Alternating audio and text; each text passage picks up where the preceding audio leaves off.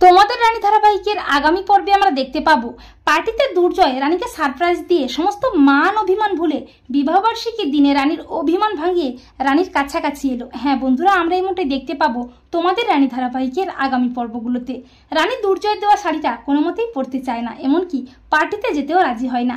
তখন দুর্জয় রানীকে তার দেওয়া শাড়িটা পরতে বাধ্য করতে নিজের হাতে রানীর শাড়ির আঁচলটা ছিঁড়ে ফেলে। দুর্জয় রানীকে জোর করে তার দেওয়া শাড়িটা পরার জন্য, রানীও বাধ্য হয়ে দুর্জয়ের দেওয়া শাড়িটা পরে। অপরদিকে সবাই পার্টির জন্য তৈরি হয়ে যায়, বড় বৌদি একেবারে আনন্দে আত্মহারা হয়ে যায়। এরপর আনিশাও চলে আসে পার্টিতে, কিন্তু আনিশা ফোন করে জানতে পারে দুর্জয় পার্টির জন্য অর্ডার করা কেকটা ক্যান্সেল করে দিয়েছে। এমনকি বড় বৌদিও বলে দুর্জয় সমস্ত গেস্টদের ফোন করে পার্টিতে আসতে বারণ করে দিয়েছে।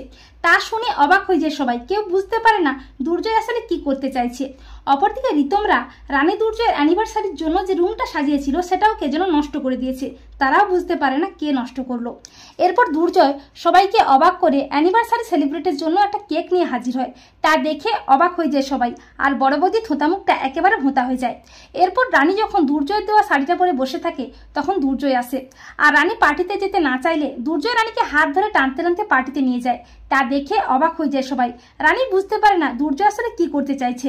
এরপর দুর্জয় রানীকে বলে রানী হ্যাপি ম্যারেজ অ্যানিভার্সারি। এরপর দুর্জয় রানীকে বলে কেকটা কাটতে। রিতম বেশ বুঝতে পারে যে দুর্জয়ই তাদের সাজানো রুমটা নষ্ট করেছে। রানী দুর্জয়কে একসাথে দেখে বাড়ির সবাই খুব খুশি হয়ে যায়। তখন দুর্জয় বলে আজকে আমার আর রানীর দিন। এই বলে দুর্জয় সমস্ত মান অভিমান ভুলে বিবাহবার্ষিকীর পার্টিতে রানীকে কাছে টেনে নিয়ে রোমান্টিক গানে মেতে ওঠে।